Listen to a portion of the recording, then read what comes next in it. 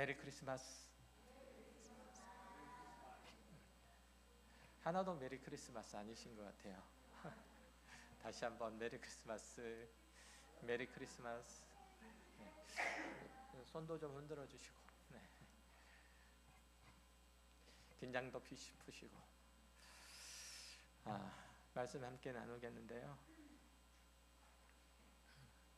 오늘 하다 보니까 오늘 성탄절 이브인데 조금 복잡한 얘기를 하게 돼서 죄송하다는 말씀을 드리고, 어쨌든 이 말씀이 주 예수 그리스도께서 이 땅에 오신 이유, 또 그가 우리를 위해서 죽으셔야 하는 이유, 또 그 죽으심이, 십자가의 죽으심이 우리들에게 무엇을 이루셨고 우리들에게 무엇을 선물하셨는지에 대한 분명한 이해를 가져다 줄 거니까 잘 들으셨으면 감사하겠습니다. 이게 학교 수업을 듣는 것 같다 이렇게 생각하시지 마시고, 이게 이제 우리들의 신앙을 바로 넣는 데 있어서 꼭 필요한 부분이라 말씀을 드리는 거니까 조금 집중해서 들으시기 바랍니다. 너무 많이 긴장하지 마세요. 요한복음 17장을 살펴보면서 이제 우리가 거듭 확인했던 바는 그리스도의 영광, 그것이 그의 죽으심과 그리고 부활하심에 깊은 연관이 있다는 것을 우리가 알게 되었습니다. 주님께서는 우리를 위해서 십자가에 죽으심으로써 그 대속의 은총을 베푸셨고, 또한 그것은 아버지 하나님의 구원 계획을 이루시는 것이었죠. 예수님께서는 아버지의 뜻에 순종함으로써 그분의 영광에 참여하게 되었습니다. 그런데 오늘 본문은 그리스도의 영광, 그 영광이 단순히 우리를 구원하신 일에만 국한되어 나타난 것이 아니라 그 이상으로 나아가고 있다고 말하죠. 이것은 예수님의 사역의 궁극적인 목적이 무엇인지를 우리가 가지고 있는 예수님께서 이 땅에 오셔서 하신 일들이 무엇인지, 어디까지 이르게 하시려고 하는 것인지 다시 한번 헤아려 보도록 요청하는 그런 대목이에요. 우리는 예수 그리스도께서 오셔서 우리의 죄와 허물을 사하셨다라고 예수님께서 오심과 그의 사역을 간략하게 요약하고 있다는 것, 그것만으로 우리는 만족하고 있죠. 그 이상 나아가야 한다는 점을 말씀드리고자 함이에요. 본문 24절을 보면 아버지께서 창세 전부터 나를 사랑하심으로 내게 주신 나의 영광을 그들로 보게 하시기를 원하옵나이다 라고 말씀하시죠. 예수님께서는 당신이 창세 전부터 누리신 그 영광을 우리 모든 그리스도인들이 다 누리기를 기도하심으로써 그분의 구원의 능력이 우리가 생각하는 예수를 믿고 천국을 가는 것보다 훨씬 더 깊은 데까지, 훨씬 더 높은 데까지 나타나기를 피력하시는 말씀인 거예요. 하지만 우리는 예수님께서 왜 이 땅에 오시는지 질문하는 것들에 대해서 늘 항상 한쪽으로만 대답하는 경향이 있죠. 요한복음 3장이나 로마서 3장에서 말하는 내용들이 다 그런 거잖아요. 예수님께서 이제 이 땅에 오신 그 목적, 우리가 요한복음 3장 16절을 생각을 해볼 때 예수님께서 이 땅에 오신 목적은 예수를 믿으면 멸망치 않고 영생을 얻게 하시려고 예수님께서 오셨다, 이렇게 이해를 하죠. 또 로마서 3장에 비추어 보면 예수 안에 있는 속량의로 인해서 우리가 값없이 의롭다함을 얻게 하시려고 예수님께서 오셨다, 여기까지만 생각을 하는 거예요. 그렇지 않은 거죠. 예수님께서 이 땅에 오심의 목적은, 또 그것을 이루심은 이것보다 훨씬 더 깊은 의미가 있어요. 흔히 구약은 오실 메시아에 관한 약속이고, 신약은 그 메시아이신 예수님께서 우리를 구원하심을 이루는 그것을 기록한 책이다라고 여기죠. 그래서 예수님께서 누구이시며 또 우리들에게 행하신 것이 무엇인지를 찾으려면, 예수님의 말씀에 대해서, 예수님께서 행하신 일들에 대해서 찾으려면 우리는 늘 신약 성경만 들추게 돼요. 오늘도 똑같은 데서 그렇게 되니까 오늘도 똑같은 데서 출발을 해보자는 거야. 우리가 생각하는 것처럼 우리가 늘 하던 대로 그렇게 출발을 해보자는 거죠.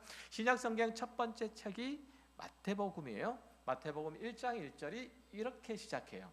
아브라함과 다윗의 자손 예수 그리스도의 계보라. 여기에 예수님의 계보에 아브라함과 다윗을 넣고 있죠. 이 두 사람을 넣는 이유는 이들이 구약의 탁월한 인물이고 예수님께서 이 탁월한 두 인물의 후손으로 소위 뼈대 있는 가문의 후손으로 오셨다. 그 가문 출신이다 라고 말하고자 함이 결코 아니에요. 그것은 언약적 관점에서 대표적인 두 인물을, 구약 성경의 언약적 관점에서 대표적인 두 인물을 지금 거론하고 있는 거예요. 그걸 제시하고 있다는 얘기예요. 마태복음 1장에 나타나 있는 예수님의 계보가 이렇게 끝나는 데서도 그가 유력한 가문의 후손으로 태어난 것이 아닌 것을, 그가 하나님의 구속의 언약의 그 결정체로, 그 결정하는 그 인물로 이 땅에 오셨음을 말하고 있어요. 17절을 보면 이렇게 되어 있죠. 그런즉 모든 대수가 아브라함으로부터 다윗까지 14대요 다윗부터 바벨론으로 사로잡혀 갈 때까지 14대요 바벨론으로 사로잡혀 간 후부터 그리스도까지 14대더라.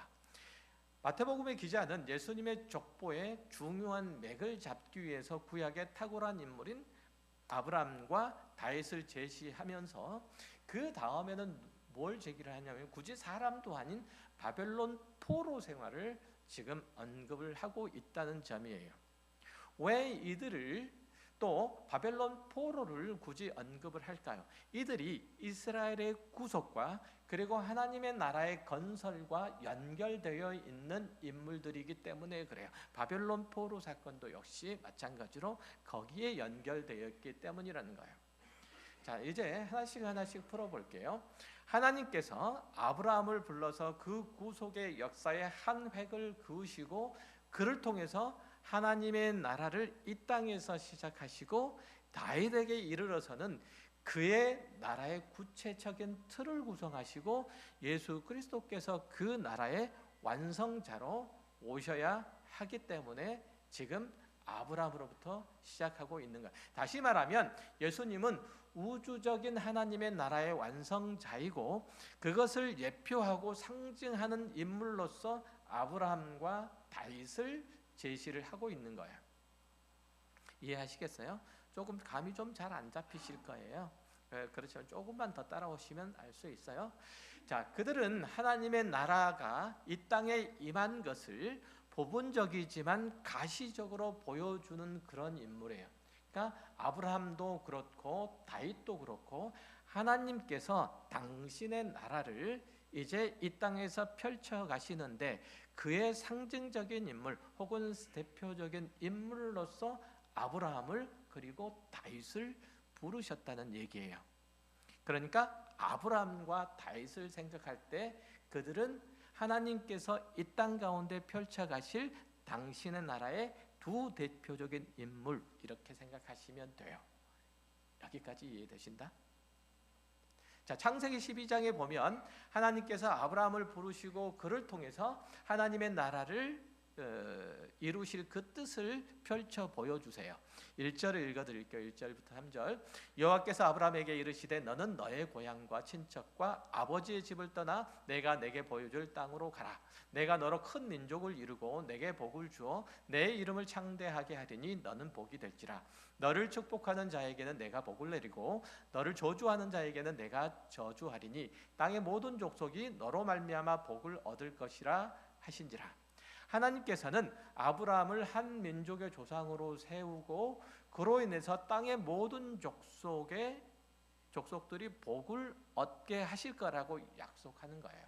이게 언약이라는 거예요. 약속할 거는 하나님께서 당신의 나라를 건설하시는 거예요. 그리고 그의 첫 백성으로 그 당신의 나라의 공민 민족들을 이루실 첫 백성으로 누구를? 아브라함을 부르신 거예요. 아브라함을. 그러니까 아브라함은 어떤 식으로 보시면 되냐면 이 땅에 임하는 하나님의 나라의 가시적인 형태의 첫 번째 인물, 그래서 아브라함이 누구의? 우리의 조상이라고 얘기를 해요. 믿음의 조상이라고 그렇게 얘기를 하는 거예요. 그러니까 그가 왜 선택을 받았는지, 그가 왜 부르심을 받았는지 그것은 우리는 알 수는 없어요. 그래서 그를 믿음의 조상이라고 얘기를 하는 거예요. 어떤 의미에서는 다른 표현으로 따져놓고 보면 그는 은혜의 조상인 거예요. 은혜를 받는 첫 번째 인물이라고. 그리고 그로부터 나오는 후손들 역시 그 은혜의 원리를 따라서 부름을 받은 자예요. 그러니까 하나님의 은혜로 말미암아 우리가 하나님의 자녀, 하나님의 나라의 백성이 되었잖아요. 그러니까 우리도 하나님의 은혜의 자손. 우리 조상이 누구? 아브라함이라고 얘기할 수 있는 거예요. 이해되셨죠? 전혀 따라오는 것 같지 않으셔서. 자, 잘 아는 바와 같이 한 나라를 구성하는 데 있어서 세 요소가 필요해요. 다 아시죠? 주권과 영토와 국민이에요. 이건 한 나라를 구성하는 구성 요소예요.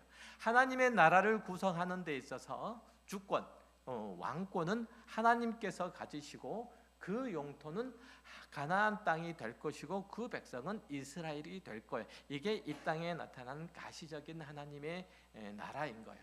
하지만 그것은 표징적인 의미일 뿐이고 실제적으로 영속적으로 하나님의 나라라고 얘기를 하면 그 나라의 영토는 어디냐면 요한계시록의 표현에 의하면 새 하늘과 새 땅인 거예요.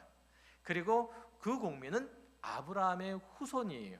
혈통적인 후손을 얘기를 하는 것이 아니라 구원사적 측면에서 혹은 영적인 의미에서 아브라함의 후손이라는 얘기예요. 말씀드렸듯이 이것은 민족적인 구분이 아니고 혈통적인 구분이 아니라 하나님의 구속 사역으로 만들어진 영적 아브라함의 후손. 이게 하나님의 나라의 백성인 거예요. 자, 로마서 4장 16절을 볼게요.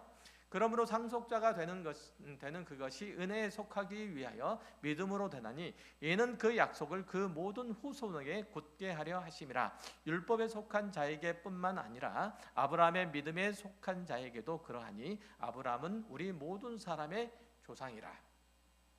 자, 아브라함의 상속자, 즉 후손이 되기 위해서는 하나님의 은혜에 속한 자로서 예수 그리스도의 대속 사역으로 인해서 부르심을 받은 자여야 한다는 거예요. 자, 여기서 중요하게 우리가 생각해야 되는 게 뭐냐면, 받아들여야 되는 게, 구분해야 하는 게, 우리가 예수를 믿었더니 구원을 얻었다 이렇게 얘기하지 않고 우리가 아브라함의 자손이기 때문에 예수께서 우리에게 오셔서 우리를 구원하셨다고 그렇게 표현하고 있는 바예요. 이 대목에서 얘기하는 바는. 그래서 신구약을 통틀어서 늘 아브라함이 등장을 하는 거예요. 아브라함을 불러내신 하나님의 부르심 안에서, 그 나라 안에서는, 그 나라를 성립하기 위해서는 그의 백성을 삼는 어떤 범주 혹은 원리, 약속, 이런 것들의 형태가 감추어져 있다는 뜻이죠.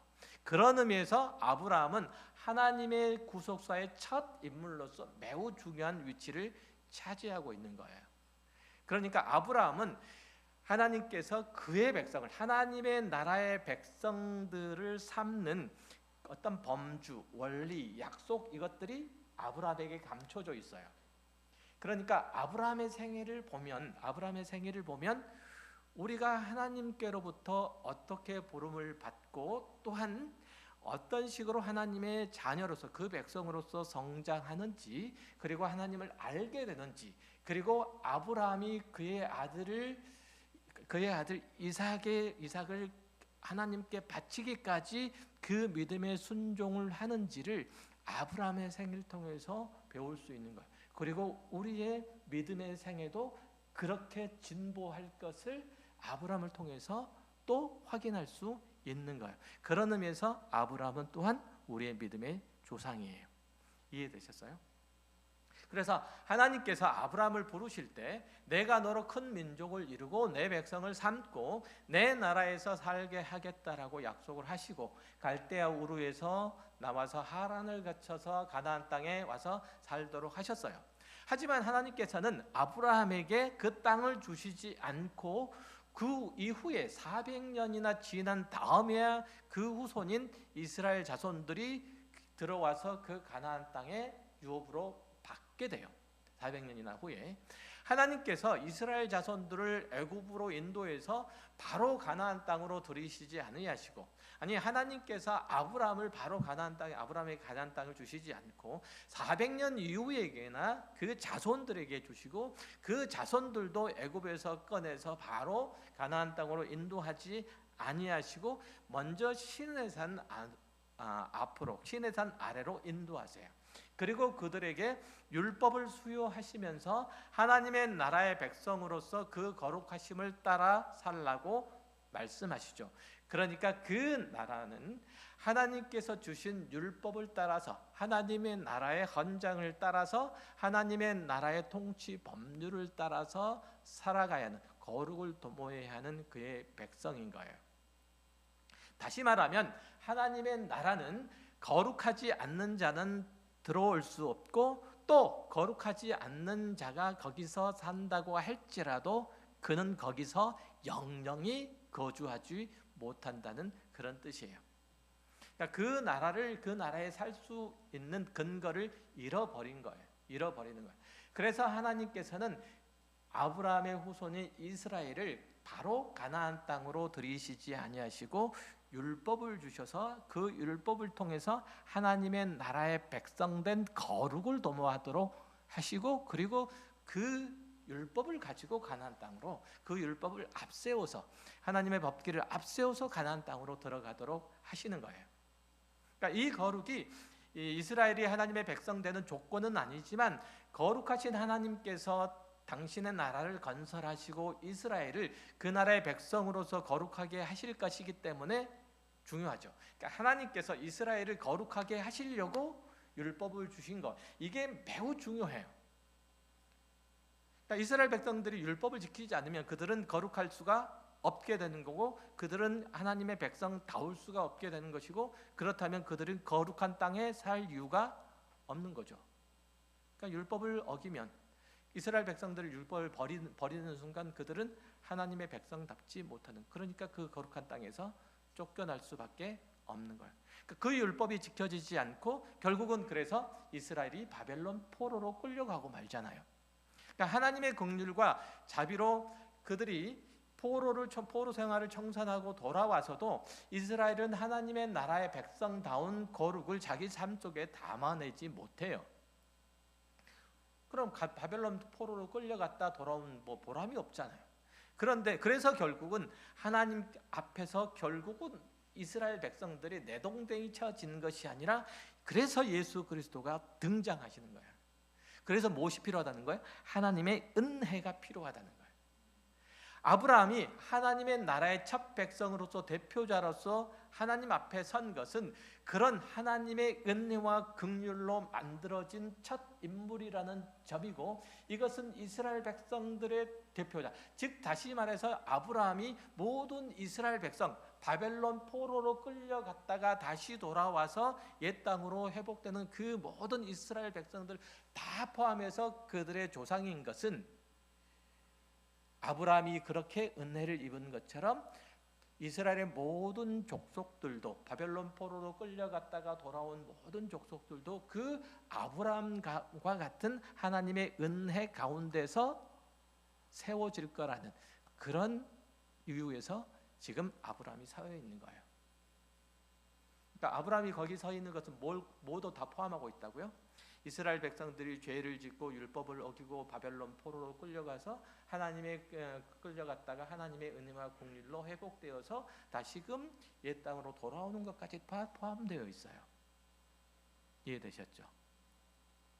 자, 그러면 다윗이 예수님의 계보에 언급되는 이유가 뭔가를 이제 좀 살펴봐야 돼요. 다윗은 하나님의 임재의 상징인 성전을 건축하는 데 있어서 선결 요건을 수행해야 되는 자이기 때문에 다윗이 또 등장하게 돼요. 잘 들으세요. 다윗이 왜 등장하게 되는지 다시 한번 말씀드려요.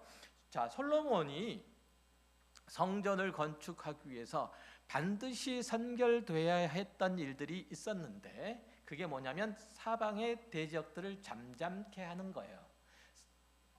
가나안 땅에 살고 있는 이스라엘 백성들의 주변에 있는 모든 대적들을 잠잠케 하는 것, 그리고 그 땅에 평화가 오게 하는 것, 이거예요.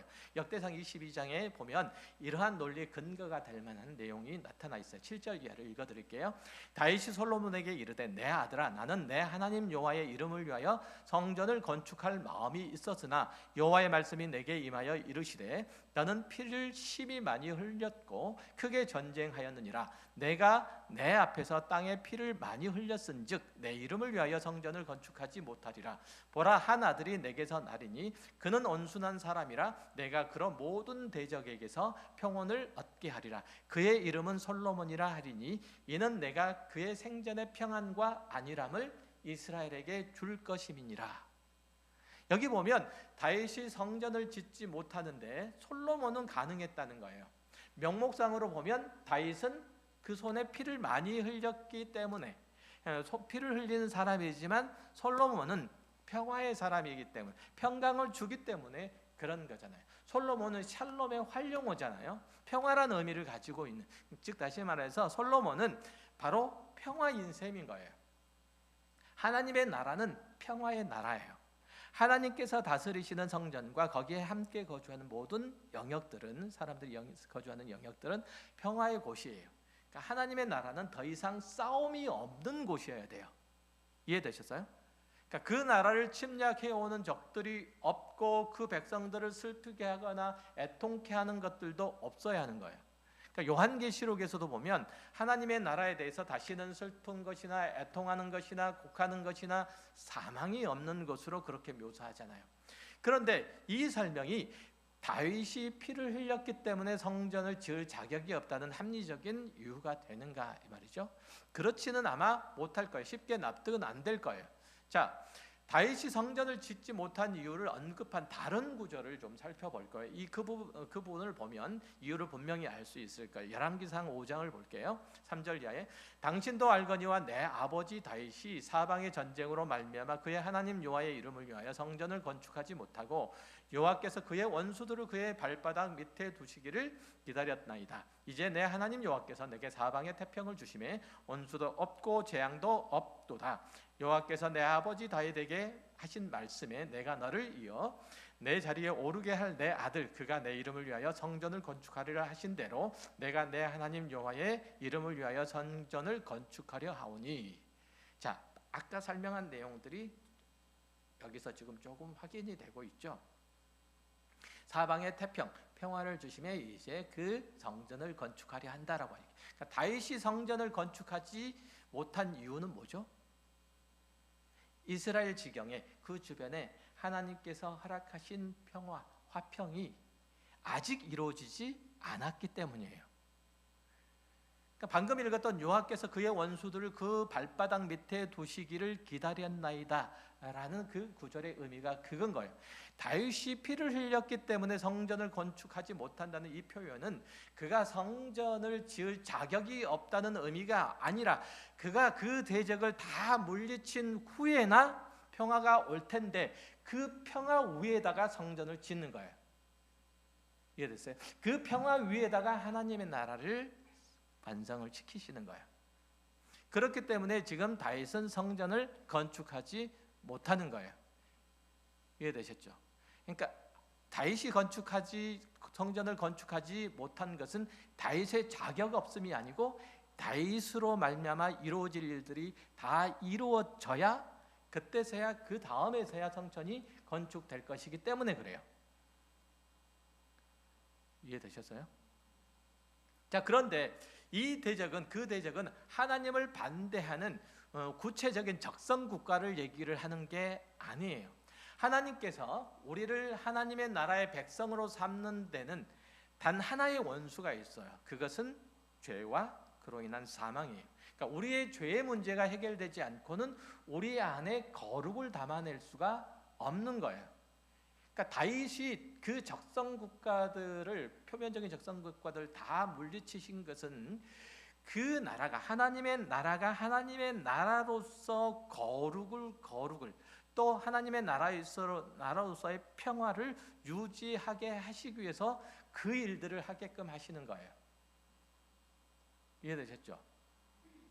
정리하면 이제 다윗이 이스라엘의 적대 세력들을 물리치시고 난 후에야 솔로몬이 샬롬을 이루고 성전을 지었던 예표대로 신약에 와서 하나님께서 그의 나라를 설립하시고 그리고 그 백성을 부르시고 그들을 거룩하게 하시려고 그 원수인 죄와 사망을 그 발 아래 두시는 일들을 하는 거예요. 바로 그 일들을 누가? 예수 그리스도께서 하신 거죠. 그래서 고린도전서 15장 22절 이하를 보면 이렇게 말씀하고 있어요. 아담 안에서 모든 사람이 죽은 것 같이 그리스도 안에서 모든 사람이 삶을 얻으리라. 그러나 각각 자기 차례대로 되리니 먼저는 첫 열매인 그리스도요, 다음에는 그가 강림하실 때에 그리스도에게 속한 자요, 그 후에는 마지막이니 그가 모든 통치와 권세와 능력을 멸하시고 나라를 아버지 하나님께 바칠 때라.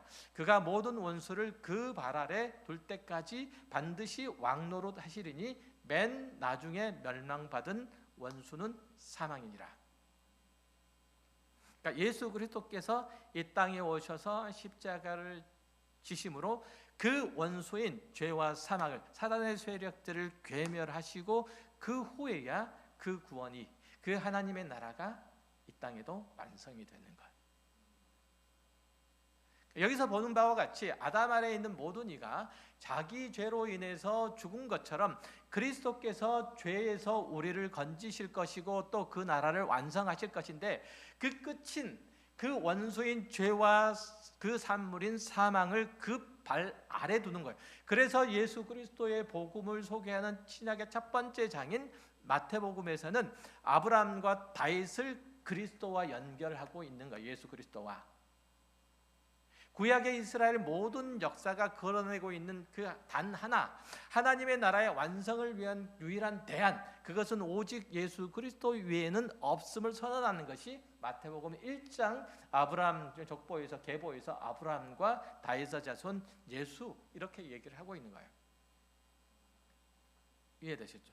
그러니까 하나님께서 그 나라를 세우시고 또 그 백성을 부르시는데 그들에게 율법을 주시면서 그것을 지켜서 그 백성다운 자질을 갖추라고 하자 그들은 실패할 수밖에 없었던 거예요. 다윗의 후광 속에서 솔로몬이 평화를 얻었지만 그 평화는 영구적이지 못했어요. 그렇잖아요? 샬롬을 얻었지만, 그러니까 당분간은 그 나라 안에 하나님의 거룩을 담아낼 수 있었지만 그 거룩을 담아내는 일들이 영속적이질 못했다는 거예요. 솔로몬이 주변국과의 평화를 유지하려고 하나님과의 화평을 깨버렸기 때문에 그래요. 그렇죠. 그것이 솔로몬 이후에 이스라엘 역사이고 결국은 이스라엘은 매맞고 쫓겨났다가 하나님께 불부짖고 돌아오는 거잖아요. 그러니까 솔로몬이 그렇게 깨버린 그 하나님과의 화평이 결국은 바벨론 포로로, 그리고 그들의 그 유배 생활로 이어졌다가 하나님의 은혜로 다시 돌아오게 되는 거예요. 그러니까 이스라엘 가운데 있어서, 우리 가운데 있어서 하나님의 나라를 이룩하는, 하나님의 나라를 성취하는, 완성하는 유일한 수단, 유일한 도구, 유일한 존재는 누구밖에 없는 거죠? 인간에게는 없는 거예요. 그렇죠? 하나님의 은혜와 긍휼의 총체인 예수 그리스도밖에는 없는 거예요.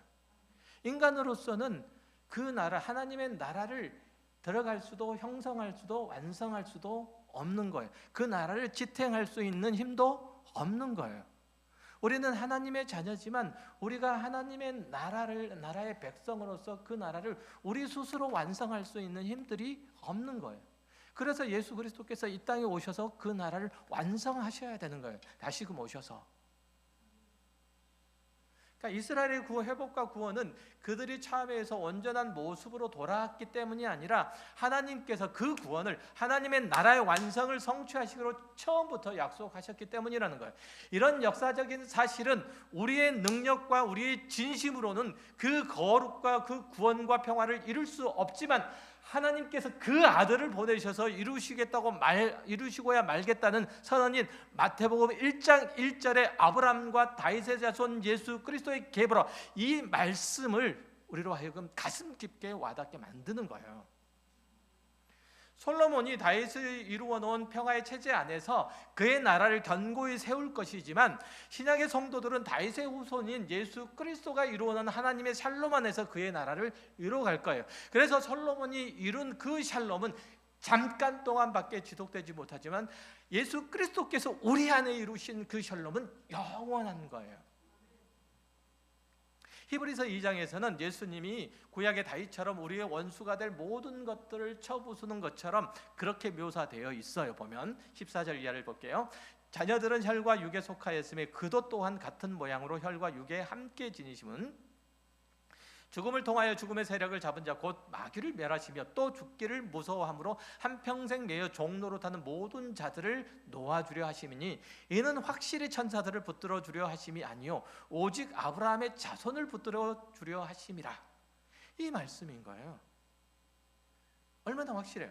그러니까 다윗이 그 원수들을 물리친 후에야 솔로몬의 평화가 있고 성전 건축이 가능하듯이 예수님께서 오셔서 맨 처음에 하셔야 될 일들은 다윗이 상징하는 바와 같이 그 대적을 물리치시는 일들, 죄와 사망의 세력들을 물리치시는 일들, 그것들을 없이 하시는 일들을 하시는 후에예요. 그러니까 그것들을 없애는 것이 먼저인 거죠. 그래서 예수 그리스도께서 십자가에 죽으셔야만 했다는 거예요. 우리가 아직 죄인이 되었을 때 마귀와 죄의 권세를 파하시는 일들을 그가 하셨다는 거예요. 그게 예수 그리스도의 오심의 의미잖아요. 가치잖아요. 목적이잖아요. 구약 때에는 모든 신앙의 행위의 기준이 뭐였죠? 율법이었어요. 거기에 위배되면 모두 다 죄로 여겼죠. 거기에 대해서 속죄를 드리려면 소와 양을 잡아서 제사를 드렸어요. 하지만 제사를 드린다고 제값을 다 치른 거라고 볼 수는 없어서, 예를 들면 부지 중에 사람을 죽여서 속죄를 얻고자 설 10마리를 잡아서 제사를 드린다고 죽은 사람을 대신할 수는 없는 거잖아요. 그런데도 모세의 율법이 그것을 요구하는 것은 그 속죄의 제사 행위가 상징하는 바 때문에 그래요. 장차 예수님께서 오셔서 할 일들에 대한 예표적인 행위였다는 거예요. 그러니까 구약에 제시하는 율법의 행위는 그 자체가 완전하지 않음과 동시에 그것을 대신할 뭔가가 있어야 함을 계속 보여주는 거예요. 뭐가? 율법이. 아브라함에게 가나안 땅이 약속되었지만 그가 그 땅에 들어갈 수 없었던 것은 상징적으로 그에게 무엇이 거룩이 요구되었기 때문에 그래요. 이스라엘 백성들이 애굽에서 나오면서 가장 먼저 이동한 곳이 어디라고요? 시내산이에요. 거기서 뭘 받아요? 율법을 받잖아요. 율법이 뭐가 들어있다고? 하나님의 거룩. 하나님의 거룩을 요구받잖아요. 그러니까 아브라함이 거기에 들어갈 수 없었던 것은 그 때문인 거예요. 그러나 그 율법도 그들을 완전하게 할 수 없었으므로 그들이 지었던 성전도 결국은 무너지고 결국은 바벨론 포로로 끌려가고 말잖아요. 포로 이후에 유다 사람들은 더 열심히 하나님을 섬기려고 했지만 더 열심히 섬기려고 했어요. 하나님의 말씀도 잘 연구했어요. 그렇지만 그것도 작심삼일은 안 되지만 얼마 안 가서 실패하고 말아요. 말라기 1장에 보면 그 사실들이 현저히 나타나 있어요.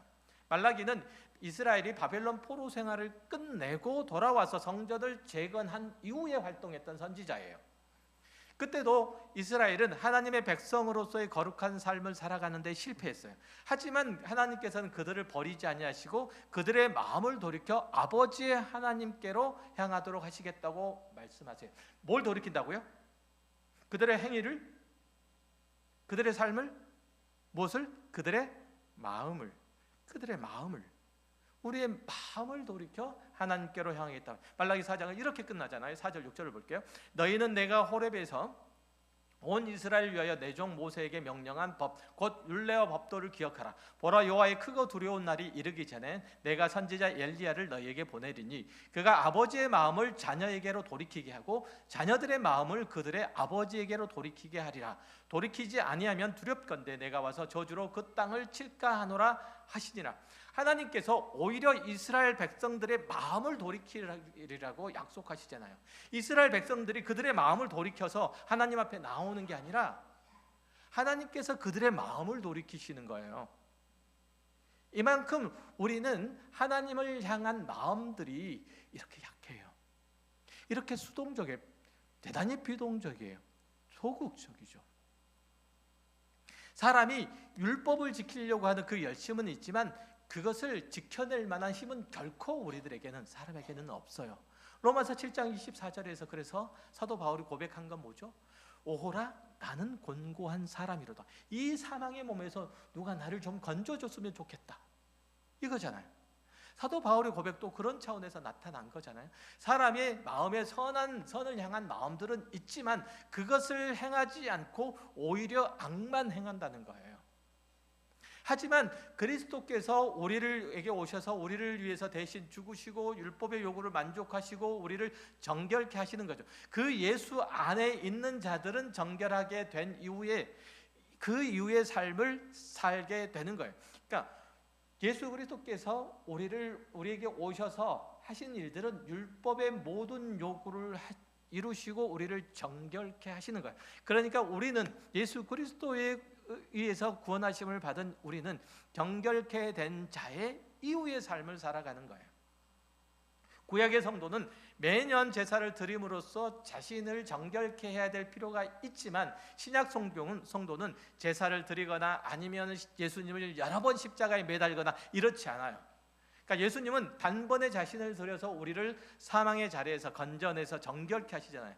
그러니까 구약의 성도는 율법으로 자격 여부를 판단했다면 우리는 이미 구원을 얻은 하나님의 자녀된 자로서의 스스로를, 자신의 마음을, 자신의 삶을, 자신의 행편을, 자신의 믿음을, 자신의 신앙을 점검하는 일 외에 없는 거예요. 내가 실패하면, 내가 하나님의 말씀을 따라서 순종하는 것들이 실패하면 그거는 어리석고 못난 자식이죠. 내가 성공하면 잘나고 훌륭한 자식이에요. 그거밖에는 없어요. 어떠한 신분이라도, 어떠한 것이라도 그 신분을 취소하는 일들은 없는 거예요. 마태복음 4장 17절에서 하나님께서 그의 나라를 건설하시는 것을, 우리로 인해서 실패할 수 없었던 것을 예수 그리스도께서 다시 성취하신 것을 내다봐요. 뭐라고 말씀하시죠? 이때부터 예수께서 비로소 전파하여 이르시되 회개하라 천국이 가까이 왔느니라. 구약의 모든 역사를 통해서 상중되었던 하나님의 나라가 이제 예수 그리스도로 인해서 세워지고 그것이 그 사람들 사이에서 선포되는 것을 지금 선언하고 있는 거예요. 누가복음 24장 44절 이하를 보면 또 이렇게 되어 있어요.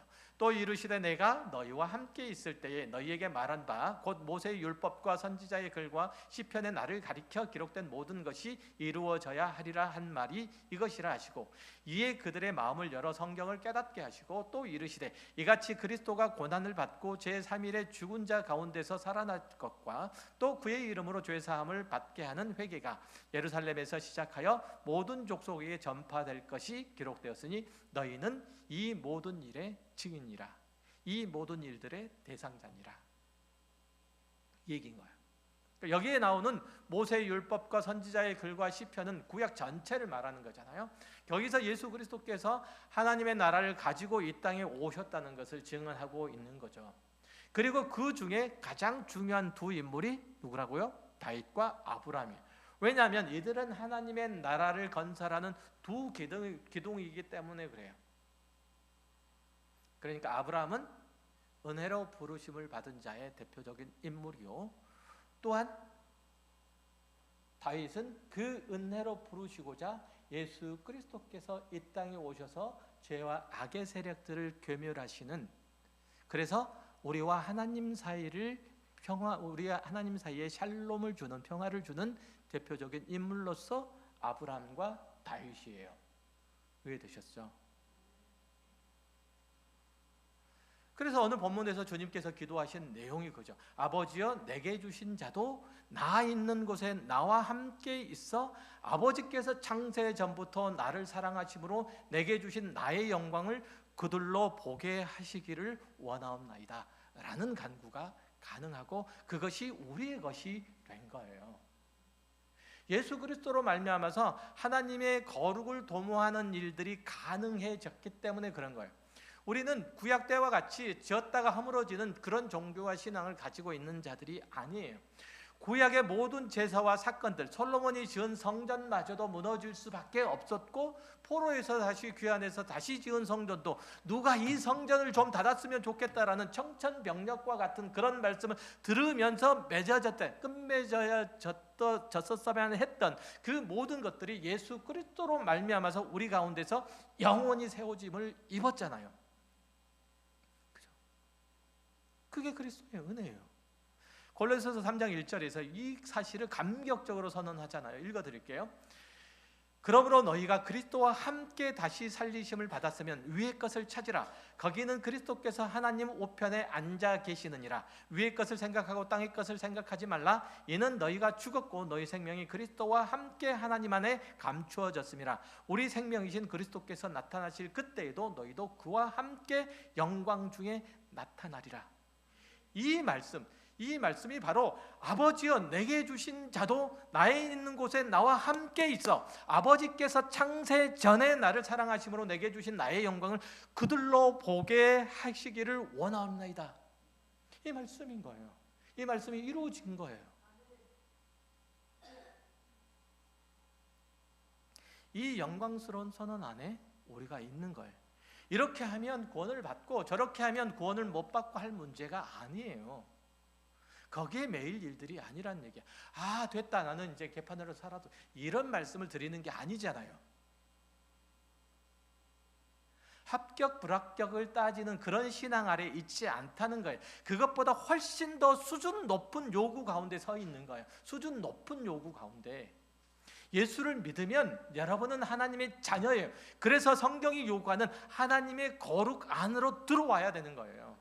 하나님의 자녀답게 살라는 거예요. 하나님의 백성다운 거룩을 추구하라, 꿈꾸라, 이런 얘기예요. 우리의 모든 기도의 제목이 그러야 한다는 거예요. 우리의 삶의 모든 태도와 목적이 그래야 된다는 거예요. 그리스도인으로서의 완성을 위한 거룩을 추구할 뿐 합격점을 얻기 위한 그런 거룩을 도모하는 사람들이 아니란 말이에요. 신약에서 사랑을 자꾸만 언급하는 것도 그거인 거예요. 구약에서는 율법이잖아요. 신약에서는 사랑이다라고 하는 것은 결국은 무슨 얘기냐면 율법은 다 팽개쳐도 된다, 그런 얘기가 아니고 그 위에 있다는 뜻이에요. 적어도 율법적인 요구 위에 조금 더 책임 있는 자로서 우리의 모습이어야 할 것을 성경은 요구를 하고 있다는 거예요. 이제 우리에게 남은 것은 그 조건을 미리 갖춰주신 아버지의 자녀다운 모습을 갖고 나가는 거예요. 고린도서 5장 16, 17절을 함께 읽을게요. 우리 다 같이 함께 읽어요. 그런즉 누구든지 그리스도 안에 있으면 새로운 피조물이라. 이전 것은 지나갔으니 보라 새 것이 되었도다. 바로 여기가 출발점이에요. 보라 새 것이 되었다는 이 선언이 출발점이에요. 우리는 이미 그리스도 안에서 그 승리를 선언받고 있는 자들이에요. 그래서 사랑을 요구하는 거예요. 그의 자녀다운 거룩이 요구되는 거예요. 그 백성다운 영광을 나누자는 거예요. 아버지의 영광을 나누자는 거고 그 아드님의 영광을 나누자는 거예요. 그러니 그 요구를 부디 거절하지 마시고 하나님께서 여러분 안에 이루시고자 하는 모든 복스러운 것들을 다 만들어내고 또 다 이루어내는 저와 여러분이 되시기를 주의 이름으로 축원합니다.